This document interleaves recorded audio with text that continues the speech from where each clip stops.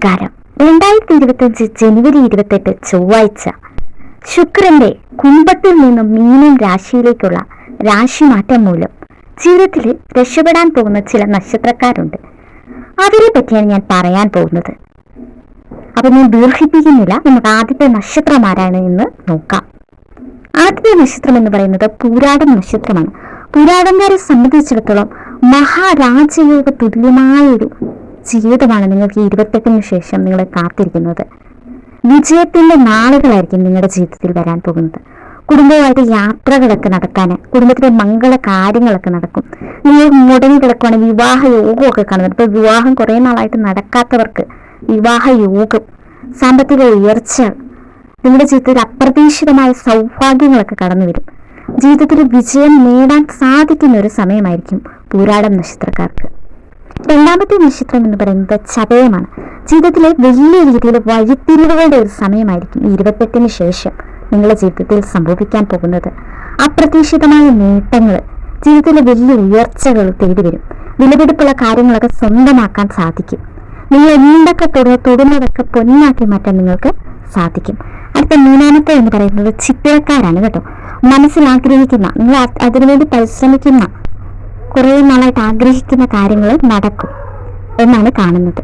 സ്വപ്ന സാക്ഷാത്കാരം, സാമ്പത്തിക ഉയർച്ച, കടം പ്രാരാബ്ദം ഒക്കെ മാറുന്നൊരു സമയമാണ്. നാലാമത്തെ നക്ഷത്രം എന്ന് പറയുന്നത് ഉത്തരമാണ്. കഷ്ടപ്പാടും ദുരിതവും സങ്കടങ്ങളും കാരണം ഈ കഴിഞ്ഞ കുറേ വർഷങ്ങളായിട്ട് ജീവിതത്തിൽ കഷ്ടപ്പെട്ട് ജീവിച്ചുകൊണ്ടിരുന്ന കുറച്ച് വ്യക്തികളാണ് ഉത്തരം നക്ഷത്രക്കാര്. ശുക്രന്റെ രാശിമാറ്റം മൂലം നിങ്ങളുടെ ജീവിതത്തിലെ സന്തോഷ അനുഭവങ്ങൾ കടന്നു വരും. ഐശ്വര്യം നിങ്ങളുടെ ജീവിതത്തിൽ ഉണ്ടാവും.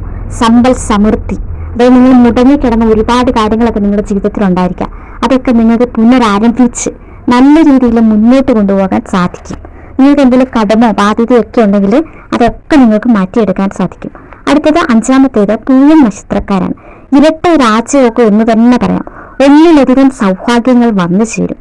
സാമ്പത്തിക ഭദ്രത, വാഹനം, വീട്, വസ്തു മുതലായവ വാങ്ങാൻ സാധിക്കും.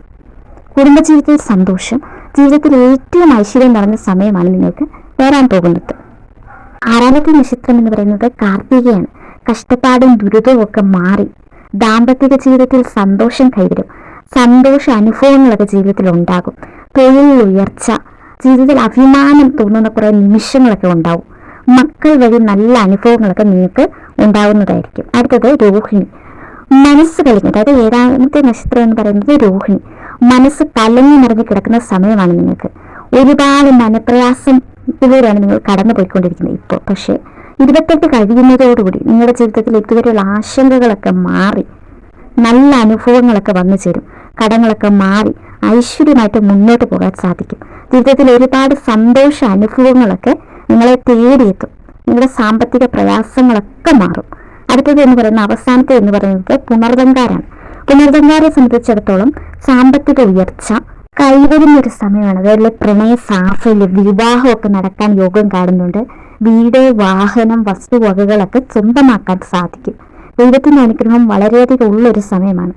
ഞാൻ ഇപ്പോൾ പറഞ്ഞ ഈ 8 നക്ഷത്രക്കാരുടെ ജീവിതത്തിലാണ് ശുക്രന്റെ രാശി മാറ്റം മൂലം മഹാരാജയോഗ തുല്യമായ അനുഭവങ്ങൾ കടന്നു വരാൻ പോകുന്നത്. നിങ്ങളുടെ പേരും നാളും കമന്റ് ബോക്സിൽ കുറിക്കുകയാണെങ്കിൽ ഞാൻ പ്രാർത്ഥനയിൽ ഉൾപ്പെടുന്നതായിരിക്കും. ജ്യോതിഷ സംബന്ധമായ കൂടുതൽ അറിവുകൾ ലഭിക്കുവാൻ നമ്മുടെ ചാനൽ ലൈക്ക് ചെയ്യുക, ഷെയർ ചെയ്യുക, സബ്സ്ക്രൈബ് ചെയ്യുക. നന്ദി. ഓം നമഃ ശിവായ.